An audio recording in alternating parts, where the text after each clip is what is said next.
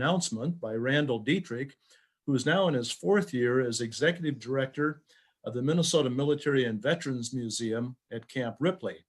And prior to this appointment, he worked closely with several roundtable members as part of Minnesota's task force to commemorate the 150th anniversary of the Civil War.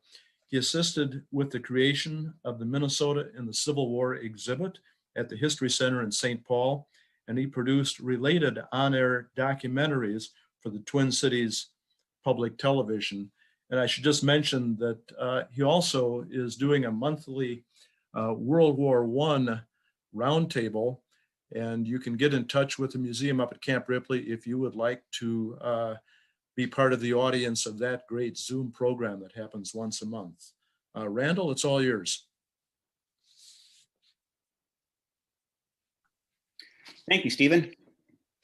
I appreciate that, and nice to hear from my friend Brian Pease as well, and tell us more stories. And the opportunity that I wanted to speak to you about was our opportunity, our chance together as a team to provide a place where these stories can live. And so I wanted to spend a few minutes with you updating you on our plans to build a new facility at Camp Ripley. So thank you, Stephen, for the opportunity. And we'll for a moment just extend a note of appreciation to Stephen and Carol and Ken and others who have been leading this symposium for so many years. Don't take it for granted. If you're online and watching, we as a community of Minnesotans need to make sure that this kind of collaboration continues.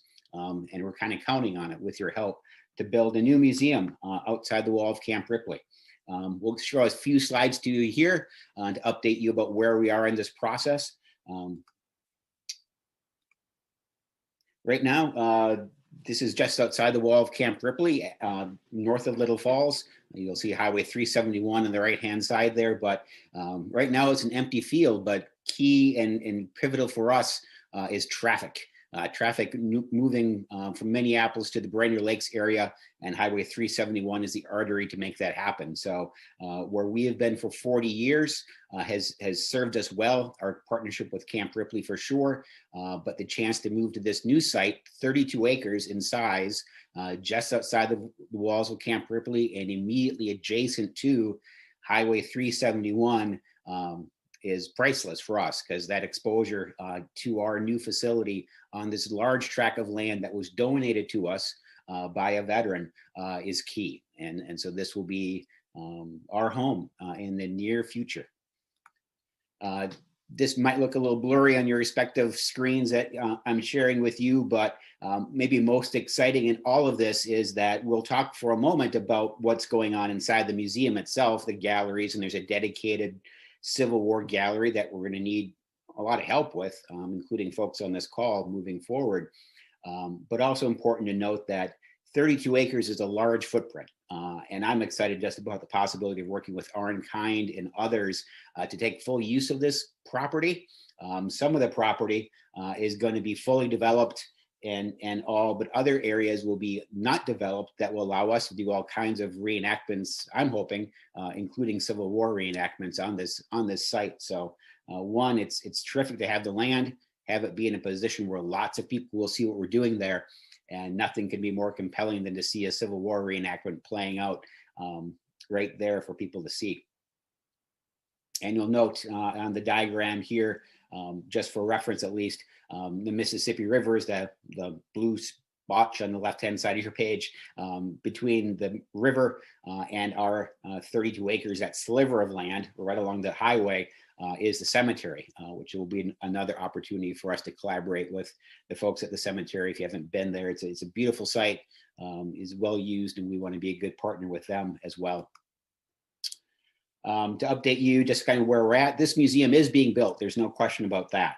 And that came into fruition when the state legislature appropriated $13 million for the construction of this site. So that's done. And moving forward, we're meeting with architects soon. We've submitted proposals and bids are coming in.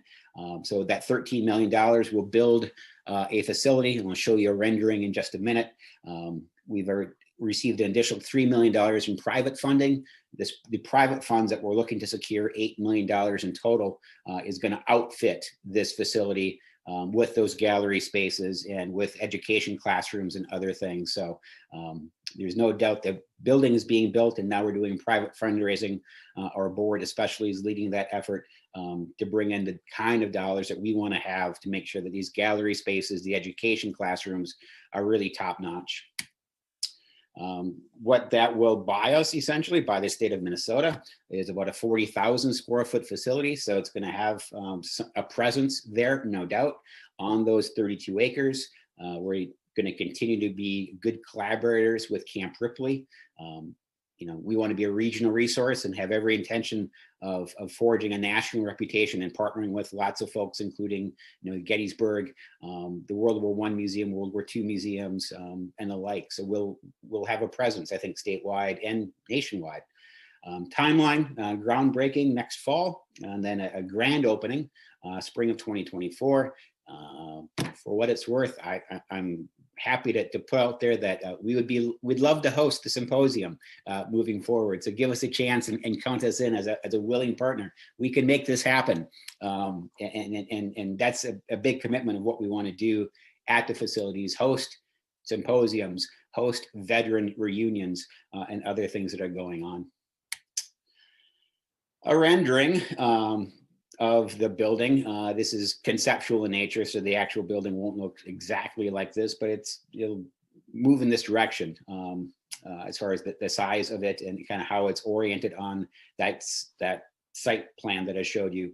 A parade ground is something that we're committed to having because it allows us to do lots of things and do some formal things on those acres, but also north of that spot. If you go back to the rendering that I showed you, the site plan, there's all kinds of acreage that's undeveloped. So some formal presentation areas and other areas where we can dig a World War I trench or host a Civil War reenactment on this site too. But the idea is, again, to be a regional resource for people. We're also doing some other things. Stephen had mentioned the World War I Roundtable, taking the lead from the Civil War roundtables that have done such an amazing job over the years. We do host a monthly World War I roundtable. We also host a post 9/11 roundtable coming up this month. We have two of them actually. One of them is speaking with Scott Wallace, who was in the North Tower of the World Trade Center. Scott is a veteran himself. He'll be speaking virtually. And then also joining him will be Mariah Jacobson. Mariah Jacobson is Tom Burnett's daughter. As you know, Tom Burnett was aboard Flight 93. So we're trying to do big things now while leading into even bigger plans to open a new facility in 2024. But to do that, you know, we will have a dedicated Civil War gallery. We'll have an additional gallery space, which is temporary, where we can bring in new exhibit items and showcase new things throughout the year.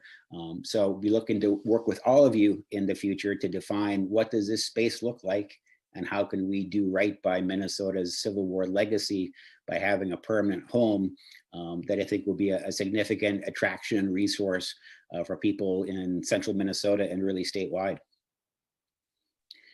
Thanks very much.